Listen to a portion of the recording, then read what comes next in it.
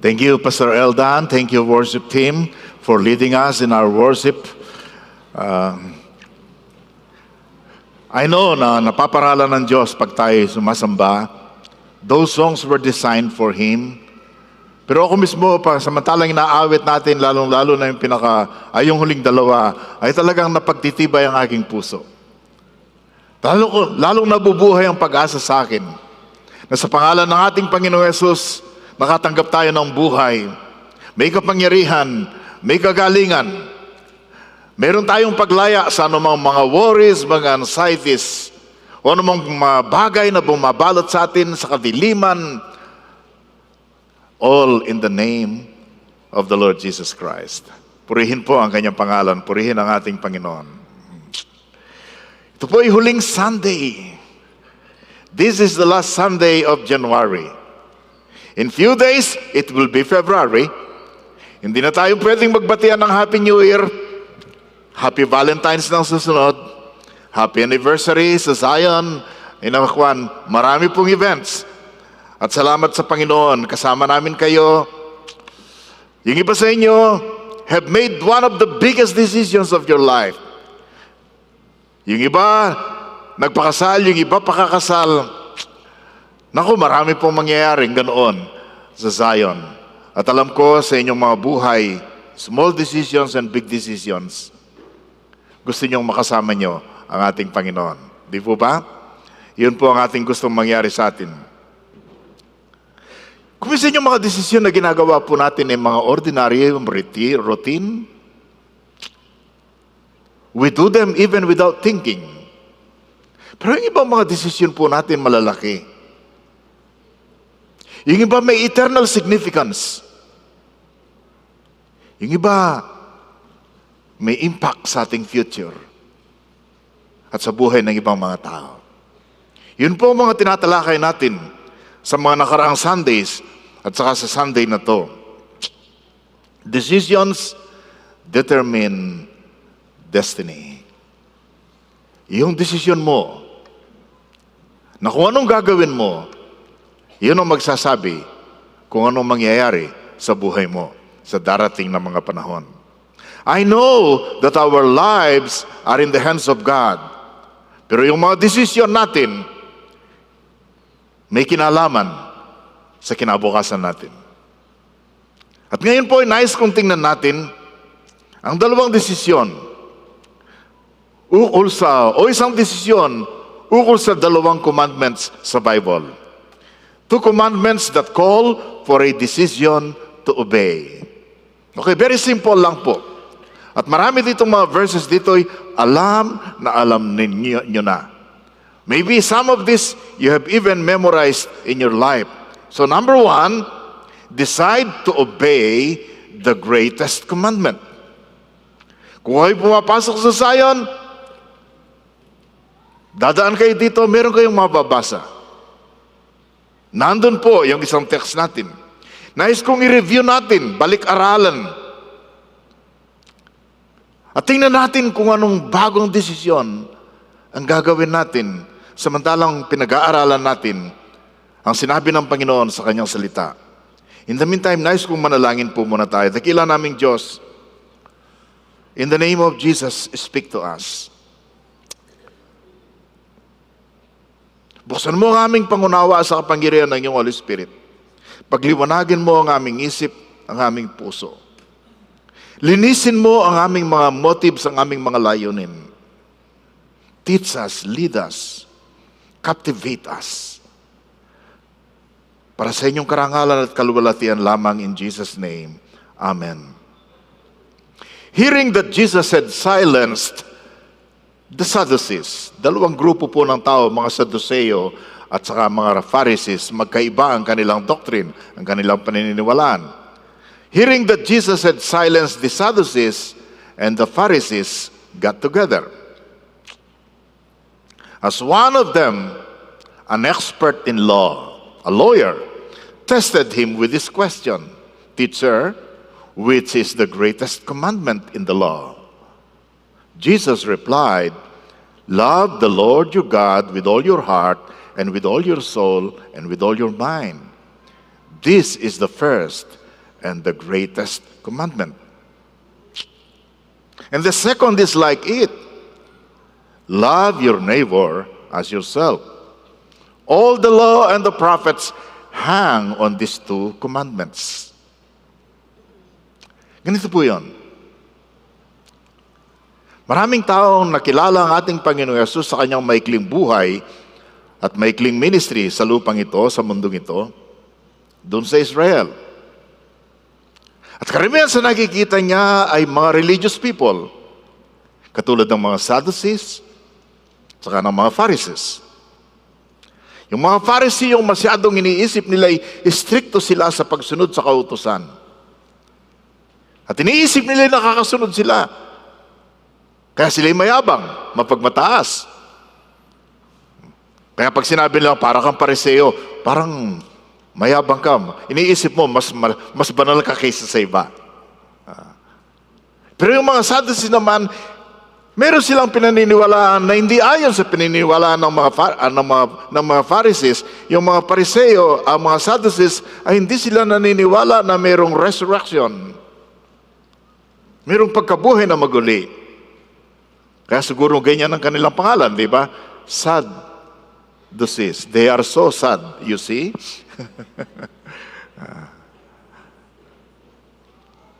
At ang kanilang layunin ay i-trap.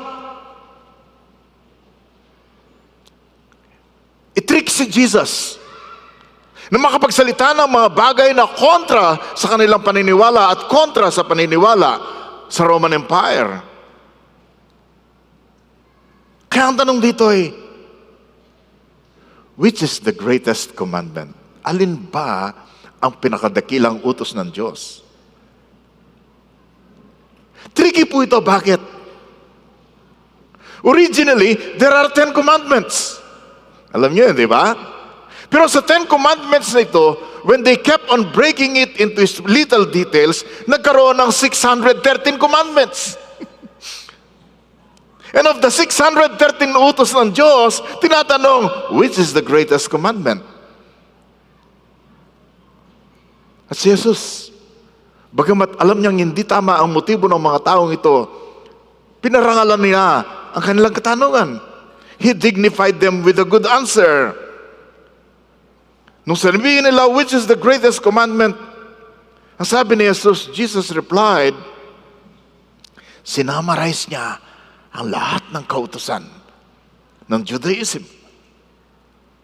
Ang sabi niya, the greatest commandment, love the Lord your God with all your heart and with all your soul and with all your mind. This is the first and greatest commandment. Ibigin mo ang iyong Diyos ng buong puso, buong kaluluwa, at buong pag-iisip. Ito ang una at pinakadakilang utos. Of course, yung pangalawa ay kasing dakila nung una, but we will have no time to deal with that today. Ito lang po ang ating observation. Sabi ng pangalawa, love your neighbor as yourself. Ang sabi ng Panginoon, lahat ng kautusan na inyong natutuhan, na inyong nabasa, yung 613 na sinasabi ninyong commandments, nakasabit dito. Kaya itong pinaka-importante. So ilang observation po. Sa passage na to na alam natin, number 1, this commandment to love God is the greatest commandment. Okay? The greatest commandment, this is not just an important commandment, it is the most important commandment. This is not just a great commandment, it is the greatest commandment. Hindi lang ito importante, ito ang pinaka-importanting utos ng Diyos. Hindi lang ito'y dakila, ito ang pinakadakilang utos ng Diyos.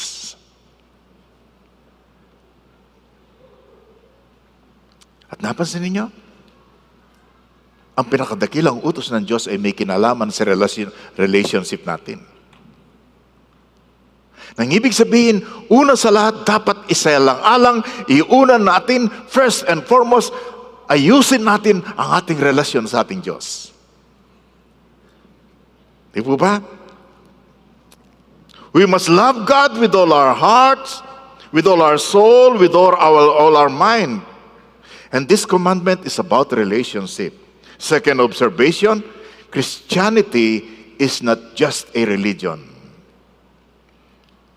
Ang pagiging Kristiyano ay hindi isang relihiyon, kundi isang relasyon. Sabihin ninyo, relasyon, hindi relihiyon. Kasi akala natin, pag ikaw ay pumasok sa Zion, nakisama ka dito, akala mo nagpalit ka lang ng relihiyon. No. Kundi na-discover mo na may relasyon ka sa Diyos dahil kay Kristo.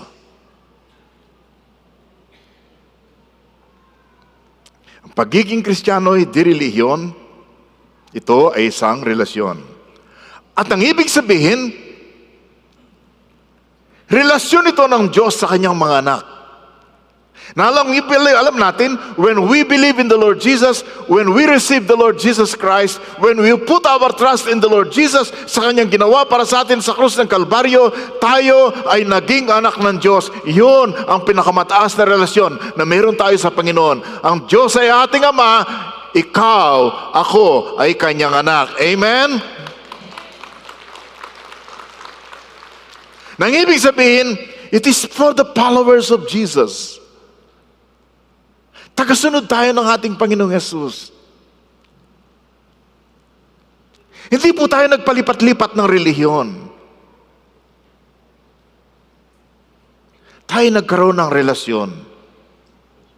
Anak ng Diyos, tagasunod tayo ng ating Panginoong Yesus. Meron kang bagong spiritual father, therefore meron kang bagong spiritual family, all the children of God, at meron ka siyempreng bagong uri ng pagkain na tinatanggap, kundi ang salita, walang iba kundi ang salita ng Panginoon. So it is about loving God. Number 2, it is loving God with all we are and all we have.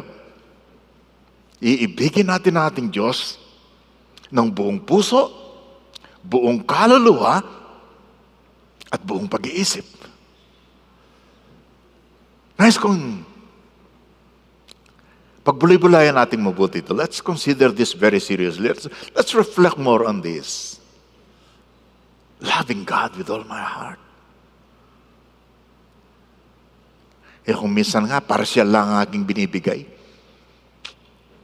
Baka nga 1/3 of my heart lang. Di ba? Loving God with all my soul.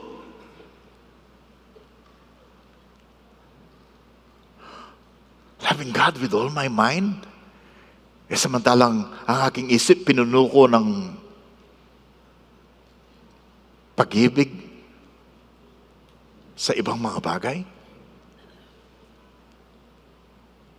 Loving God with all that I am, with all that I have.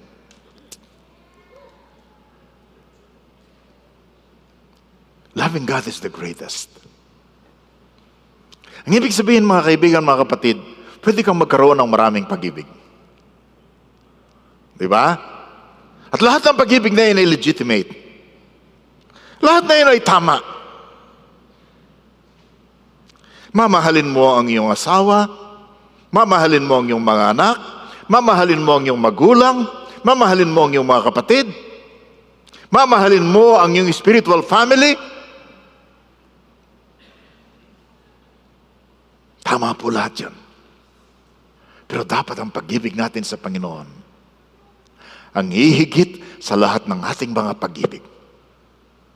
Our love for God should be greater than all these other loves that we have on our earthly life. Yun po tinutukoy dito. Pwede kang magkaroon po ng ibang passions.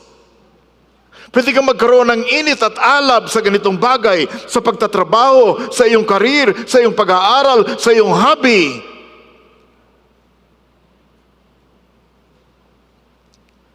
Pero mga bagay nito, dapat magpailalim sa pinakadakilang pag-ibig at pinakaimportanteng pag-ibig na walang iba kundi ang ating pag-ibig sa ating Panginoon. That is what it means to love God with all our hearts, with all our soul, with all our minds. Sino sa inyong mahilig ng ganito? Mag-Facebook, mag-My Day. Meron pa bang ganon? Pag natututuhan ko ng isang bagay, nawawala na sa uso eh. Sino sa inyo ang mahilig manood sa Netflix? Sa Disney? Sa Prime? Sino sa inyong mahilig manood sa mga reels, sa mga short videos ni FPJ? Yung pag nabuksan mo, nawawala ka sa ibang mong ginagawa, gusto mo tapusin, di ba?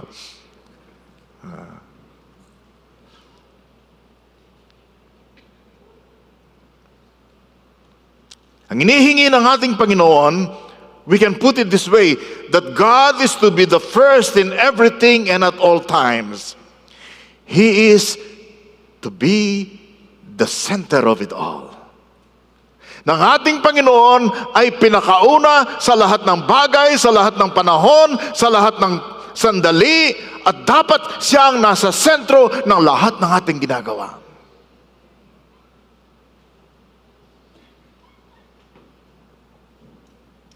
Maybe you can put it other ways. Nang ibig lang sabihin, there is nothing and there should be no one that will stand between you and God. Walang dapat mamagitan sa iyo at saka sa ating Panginoon. And loving God is a relationship. Nang ibig sabihin, mga kapatid, loving God is not a transaction, but a relationship of the highest order. Can you help me read that one? Want to read?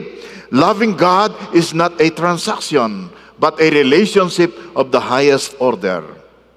Sabihin nyo, pastor, hindi naman na talaga transactional lang ating pananampalataya eh. May panganib lang. Ay, gagawin ko to kay Lord para i-bless ako. O ano yon? Di ba transactional yon?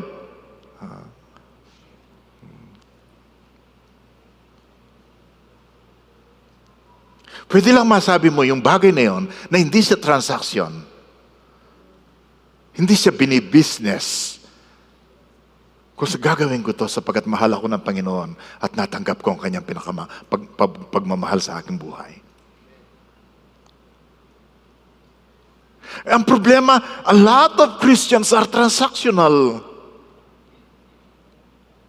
Pero ang tunay na pag-ibig ng Panginoon at ang pagsunod sa kanyang pag-ibig sa kanyang pag-ibig sa atin ay hindi po transactional, ito ay transformational. Ito ay nagpapabago. Sapagkat kahit anong transaction, kahit anong pangako, gagawin ko to, hindi mo pwedeng isuklian sa lahat ng ginawa ng Panginoon para sa iyo at para sa akin. No way! Na pwede nating bayaran ang ginawa ng Panginoon para sa atin. That we are not doing these things, yung paglilingkod natin, yung pag-worship natin, yung pag-share natin, yung pagpapatawad natin, hindi natin ginagawa yan to earn God's love and favor. Sapagkat una sa lahat, we already receive His love and favor. Minahal na niya tayo, di ba? Minahal na niya tayo ng labis. Ng ating Panginoong Diyos, binigay niya ang kanyang bugtong na anak. Na parang sinasabi niya sa iyo, I gave you the one and only Son. Hindi lang ibinigay ko sa iyo, namatay siya sa krus ng Kalbaryo, nagdusa siya doon, nagsakripisyo, itinigis ang kanyang dugo para sabihin ng Diyos sa iyo, mahal kita, kaya wala ka nang pwedeng dagdag doon. Grabe ng pagmamahal na binigay niya sa atin at grabe, sobra-sobrang pag-ibig na natanggap natin. Amen? Nang ibig sabihin, wala tayong pwedeng gawin para ma-earn natin ang favor ng Panginoon. Natanggap na natin yon nung tinanggap na natin ang ating Panginoong Jesus. We have already received all the favor and all the grace when we have put our trust in the Lord Jesus Christ. Gagawin natin ang mga ganito, yung paglilingkod natin, yung pag-worship natin, yung pagtalikod natin sa ibang mga bagay, yung sakripisyo natin, gagawin natin ito because we are already children of God. We have already received His love. At nung iutos ng Panginoon, you shall love the Lord your God with all your heart, with all your soul, and with all your strength. Ang sinasabi niya, yun lang karapat-dapat na tugon sa pag-ibig nating natanggap. Di po ba? And therefore, it is the commandment that we must all take with utmost seriousness. Sino sa inyong naniniwala na serious ang Panginoon sa pag-ibig niya sa iyo? Amen? Sino sa inyong naniniwala na seryoso ang Panginoon nung ibigay niya ang kanyang bugtong na anak sa krus? Sino sa inyong naniniwala na seryoso ang Diyos nung si Kristo ay mamatay sa krus ng Kalbaryo at magdusa doon? At ngayon sinasabi niyang, ibigin mo ako. We must take that with utmost seriousness. Di po ba? Seryosohin naman natin. May kumisan tayo para, pasensya na kayo magsesermon ako. Kanina pa. Pasensya na kayo. Kumisan alam niyo, pagtrato natin sa Panginoon at sa Kanyang pag-ibig, parang hindi tayo serious.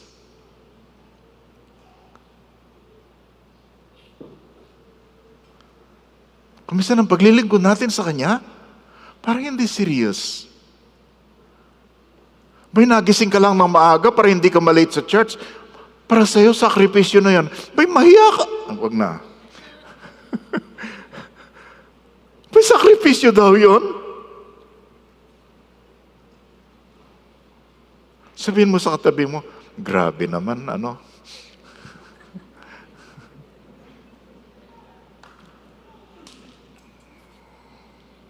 Yung mga commandments po ay orders, utos. Yung 10 commandments ay 10 utos, hindi 10 mungkahi. Yung commandment kasi ni Diyos, we call the 10 commandments, sa halip we treat them as 10 suggestions.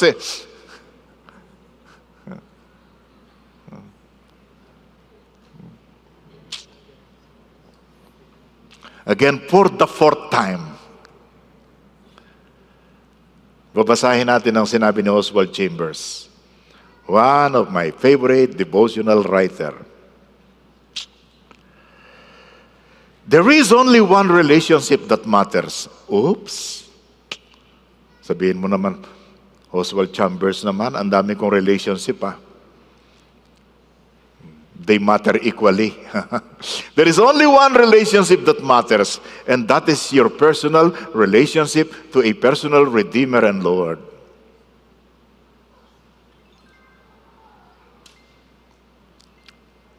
Let everything else go, but maintain that at all costs. Nang ibig sabihin, may mga pagkakataon no yung relasyon mo sa ating Panginoon ay may makakaribal sa ibang mga relasyon. Even your relationship with the people that you care about. Nang ibig sabihin, meron kang mga engagement, meron kang mga appointments, meron kang activities within your other relationship. Pero pag yan ay kokontra sa iyong relationship sa ating Panginoon, alin ang bibigay sa mga Kristiyano? Siyempre, hindi mo i-give up ang relasyon mo kay Lord, di ba? Hello? Kung minsan mas importante ang ating appointment sa ibang tao kaysa ating appointment sa ating Panginoon yata Sabi ni Oswald Chang, huwag naman ganon. Let everything go. But maintain that relationship with your Lord, with our Savior, at all costs, kahit anong kabayaran, kahit anong bigat. Kailangan panatiliin mo, iyon na sa lahat, yung pag-ibig mo sa ating Panginoon.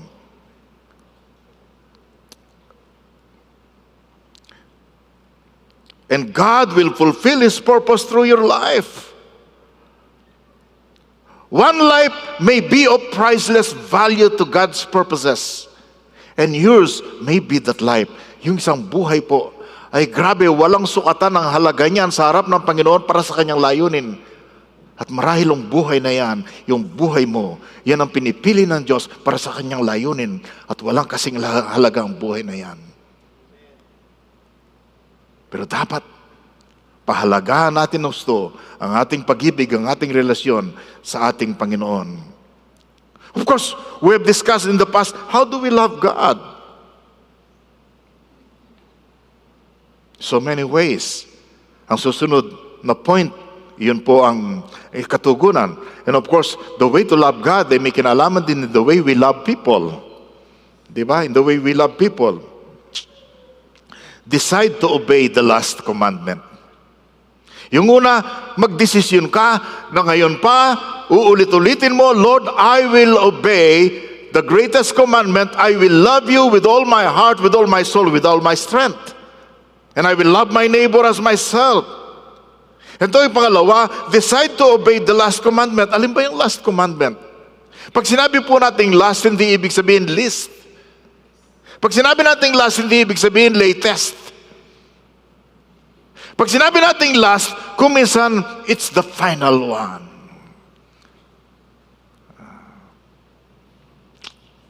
Para ba sinasabi mo na sinulatan mo ang isang mahal mo sa buhay, nandun ka, galing ka sa ibang lugar. Sabi ko na, siya nga pala, pakibili mo nga ito upang maging tsaka ganito, tsaka ganito, and finally, hindi ibig sabihin, como last siya, hindi ibig sabihin yun ang pinakamaliit. At ang the last commandment po na tinutukoy natin ay ang the Great Commission sa Matthew 28, 18, 19-20. Ang sabi po rito, and Jesus came and said to them, lahat ng kapangyarihan sa langit at sa lupa ibinigay na sa akin. Marang sinasabi niya, I have earned the right, I have the authority para magutos sa inyo. Okay? All authority. Sabi niya ganun, go therefore and make disciples of all nations, baptizing them in the name of the Father and of the Son and of the Holy Spirit. This is the last commandment, the Great Commission. Tapos ano sabi pa? Teaching them to observe all that I have commanded you, and behold, I am with you always to the end of the age. The last commandment is the Great Commission. Unfortunately, many Christians have made it into a great omission. Sabihin nga nyo, the Great Commission. Hindi Great Omission. Okay? Ito po, ang utos ng Panginoon na gagawin natin dapat, pagkatapos niyang mamatay sa krus, pagkatapos niyang malibing at nagbangon na muli, ang sabi niyang ganon, i-share mo sa iba ang aking pag-ibig. Dapat maligtas ang mga tao. Dapat gawin niyo silang mga alagad ko, ang sabi ng Panginoon. Tratuhin po natin ang kanyang last commandment, the Great Commission, with utmost seriousness. Sapagkat ito po ang mission order ng ating Panginoon. Pag ikaw ay nasa military, pag ikaw ay nasa pulis, kung minsan meron kang misyon, pero pwede kang mahatak ng iba't ibang bagay na pang sibilyan. Dapat gawin mo talaga yung misyon ng Panginoon para sa iyo. Dapat gawin natin yung misyon ng Panginoon para sa atin. Ang isa pong numero unong ebidensya ng ating pag-ibig sa ating kapwa, yung isi-share natin ang pag-ibig ng Diyos para sa Kanya. Diba? So ilan pong mga observation. Number one, maliwanag na maliwanag po ang the Great Commission, the last commandment, the clarity. The command is, ang utos ay make disciples. Hindi po go. Ang go po ay hindi siya imperative. Yan po ay participle. Sapagkat inaasahan naman ng Panginoon, ikaw ay nasa mundo, nandun ka na, so hindi ka na mag-go. Bibihira lang naman yung mga missionaries na nandito sa Manila, utusan kanya, pupunta ka ng Switzerland, mag-missionary. Di ba? You are already there. Ang gagawin mo kung saan kayo nilagay ng Panginoon, make disciples. Make disciples. Of all people, magsimula ka sa iyong family, magsimula ka sa iyong kaklase, sa iyong katrabaho, at sa iyong pakasamahan sa community. At ito po'y maliwanag galing sa ating commander. It is from the true commander, our Lord Jesus Christ. Lahat ng kapangyarihan ay binigyan na sa akin sa langit at sa lupa, kaya inuutusan ko kayo, make disciples. You see? Pastor, busy ako, ang dami kong trabaho, ang daming ganito.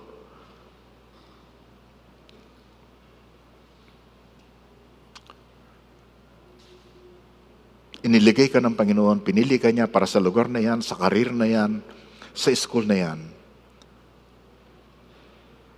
Hindi para i-enjoy mo lang ang buhay, kundi para magawa mo the Great Commission, sapagkat yung mga taong masasalubong at makakasama mo, ikaw lang ang pwedeng gamitin ng Panginoon dyan. Malamang hindi niya ako gagamitin para dyan.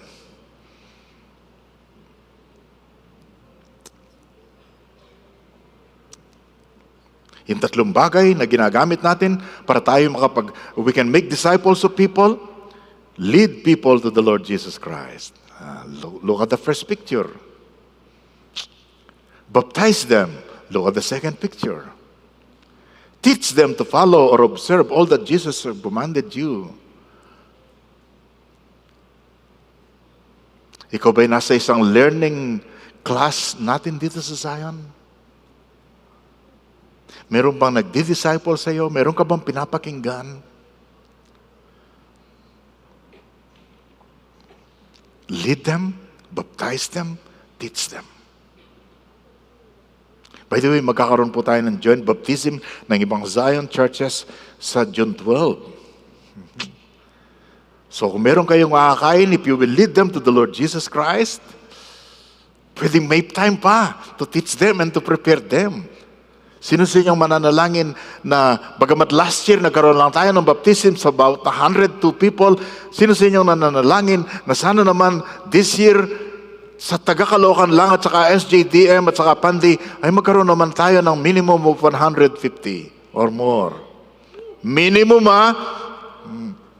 Baptize them, teach them. Mga kaibigan, huwag niyong maliitin ang ating mga destiny classes, ang mga school of leadership classes natin. Then, pansinin po niyong necessity. Pagkatapos po ng Matthew 22, the greatest commandment, tapos lumukos na tayo sa Matthew 28, ang last chapter. Sa pagitan po ng Matthew 28 at saka Matthew 22, maraming pangyayari. At ang isang pangyayari dito, ang matagumpay nga na pagpasok ng ating Panginoon sa Jerusalem at pagkatapos si Jesus ay dinakip o nagkaroon ng Passover, dinakip siya at pagkatapos pinaghahagupit ng ilang beses, halos madurog ang kanyang laman at pagkatapos pinako sa krus ng Kalbaryo, tapos nilibing, tapos nabuhay na maguli. Tapos sinabi niya, ito ang paraan ng kaligtasan. Ganito ako magmahal. Gawin yung tagasunod ko ang lahat ng mga tao sa iba't ibang bansa. Na sinasabi ng Panginoong Yesus, sapagkat ito ang aking ginawa, walang ibang paraan para ang isang tao ay maligtas. Sa magitan lamang ng ating Panginoong Yesus. At ikaw ang may hawak ng bagay na yon na pwede mong i-share sa ibang mga tao. There is necessity. There is no other way to be saved. At there is no other way to save other people and to change the world. Ang tanging paraan lamang para mabago ang mga tao ay sa magitan ng pagkikipag-isa kay Kristo. At yun ang dala natin, yun ang message natin. Ganito pong gusto kong i-summarize yung ating dapat maging saloobin dito. The greatest commandment, the Great Commission, bakit kailangan natin gawin ito? Because it is God's desire. Ito pong nasa ng Diyos. Inaasam niya ang iyong pag-ibig at inaasahan ka niya na ikaw ay magsishare ng pag-ibig sa ibang tao. This is God's desire. Pangalawa, this is what God deserves. Deserving si Lord dito, di ba?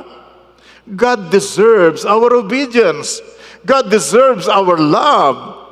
Pagkatapos ba niya tayong nung nilikha niya tayo, binigyan tayo ng buhay, nung magkasala tayo, hinabol tayo ng kanyang pag-ibig, siya namatay para sa atin, siya nalibing, nagtigis ng dugo, nalibing, nabuhay na maguli. Tapos sabi niya ganon, pag kinilala niyo ako, magkakaroon kayo ng buhay na walang hanggan. Sabi niya ganon, ibigin ninyo ako.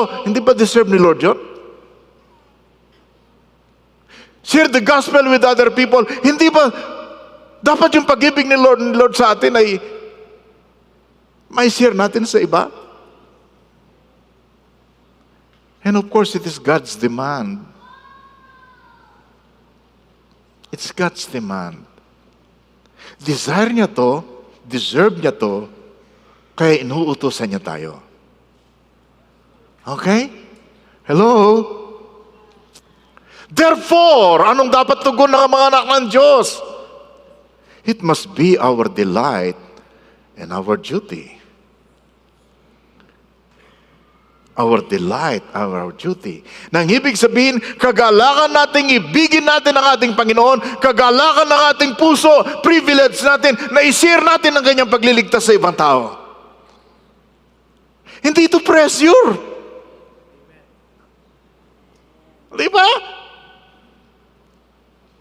Hindi ito gawain ng mga tao na pipilitan lang. Ikaw naman, can you imagine, may mahal ka sa buhay. Religyoso, mabait naman, pero hindi niya alam ang paraan ng kaligtasan. Alam mo. Mag-aatubili ka pa ba sa pagsishare sa kanya? Huwag naman. It should be our joy, our delight and privilege to share.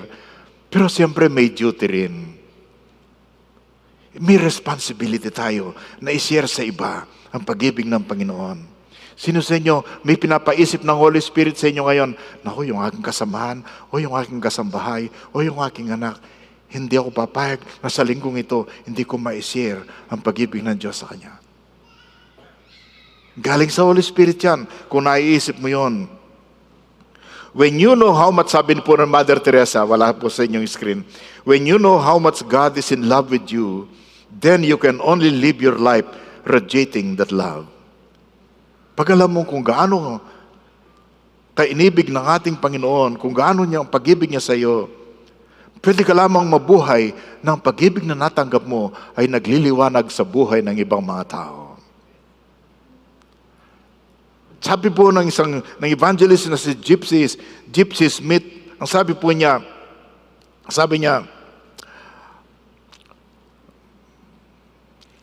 there are 5 gospels. Oops! Sabihin niyo, Pastor, di ba 4 lang? Tingnan po natin. There are 5 gospels. Matthew, Mark, Luke, and John. And the gospel of the Christian. Maraming mga tao, hindi nila binabasa yung 4. Paliwanag ko ng ganito. Yung record po ng mga 4 na evangelist ukol sa buhay, kamatayan at pagkabuhay ni Jesus, gospel po yun. So nandyan the gospel according to Matthew, the gospel according to Mark, the gospel according to Luke, and the gospel according to John. Tanungin mo marami dyan hindi pa nabasa yung 4 gospels. But there is the gospel according to you. Pag tiningnan ka nila, anong good news ang nababasa nila? Okay, hindi nila babasahin yung printed page o yung nakalagay sa kanilang cellphone na gospel. But usually when they look at you, nababasa nilang gospel. Grabe yung buhay ng aking bro na besi na to. Ba't kaya siya nagbago? Bakit payapa ang buhay? Siyempre lagi nating sagot dahil sa ginawa ng Panginoon. Dahil sa mabuting balita ng ating Panginoon. So what is the gospel according to you? Pansinin po natin ang urgency at dito magwawakas po tayo, okay? Meron silang dinevelop na tinawag na the doomsday clock. Doomsday clock. Ito po'y dinevelop ng maraming mga scientists dahil sa kanilang concern na dahil po sa mga nuclear weapons, kasama po rito si Albert Einstein at saka sila Oppenheimer.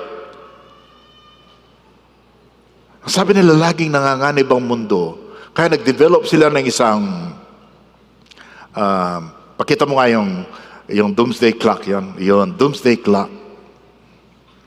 Nang ibig sabihin, pag napapanganib na yung hand ay inilalagay po nilang palapit na palapit sa midnight. Pagdating ng midnight, yan na po ang katapusan ng sanglibutan, diyan na po mag-aaway, diyan na magkakadurugan, we will destroy one another. Last year, nung lumusob ang Russia sa Ukraine, napunta po malapit sa midnight ang doomsday clock. The other day, ang doomsday clock napunta sa 90 seconds before midnight. Dahil sa digmaan sa Israel at saka patuloy na digmaan sa Russia. In other words, laging nalalapit sa catastrophe ang sanglibutan. Well, of course, sa taga-Zion, hindi nga matapos ang mundo, pero posible namang matapos ang buhay mo eh. Sabihin mo sa katabi mo, wag naman sana. Diba? Pero ang ibig lang sabihin dito mga kapatid, sabi ng mga leaders ng sanglibutan at ibang citizens, ng mga marunong mga nag-aral dito, tingnan natin itong doomsday clock as a warning and to respond urgently. As if today were the most dangerous moment in modern history.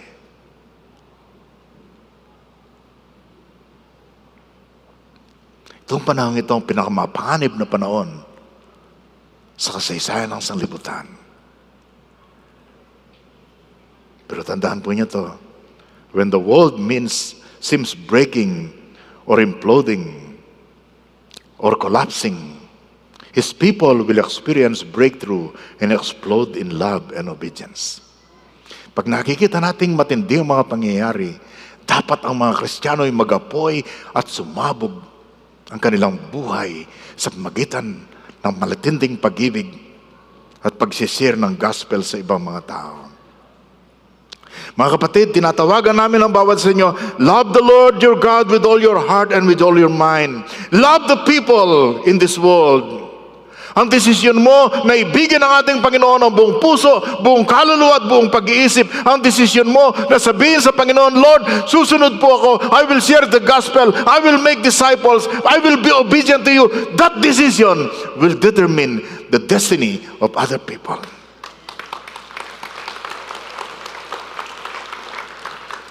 And I still challenge you this week. At bago mag-anniversary ang ating church, sino sa inyong nagsasabi, Lord, I will share the gospel with other people. Mag-o-offer po ako ng mga kaluluwa para sa iyo. Lahat po nang nagde-decide na susunod sa Panginoon, pwede po tayong tumayo at tayo manalangin.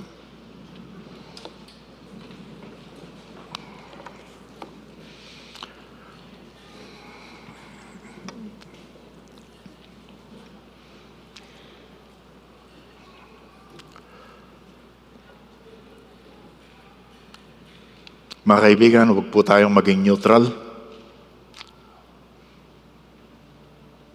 Pagkatapos po nating narinig ang mga message ng Panginoon,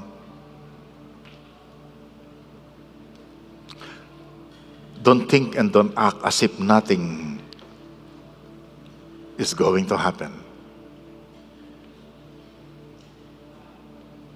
Wala pong neutral ground sa mundo. Pero sa oras na ito, gusto kong sabihin niyo sa Panginoon, Lord, I decided to love you with all my heart, with all my soul, with all my strength, with all my mind. Lord, I decided that I will follow you. I will share your love. I will share the gospel with other people. Will you make a definite step? Pwede mo itaas ang kamay mo sa Panginoon at sabihin mo, Lord, I will obey. Lord, I will love you. Lord, I will love other people. Come, Holy Spirit. Touch your people once again. Renew us, refresh us. Na bawat isa sa amin ay nagsasabi sa iyo, Lord, bilang tugon sa iyong napakadakilang pag-ibig that is greater than the whole universe, we say this morning, today, we will love you. I love you, Lord. I will obey you, Lord. I will share your love with other people. Ilagay mo po ito, itatak mo ito sa aming mga puso't kaluluwa. For this is our prayer, in Jesus' name, amen and amen and amen.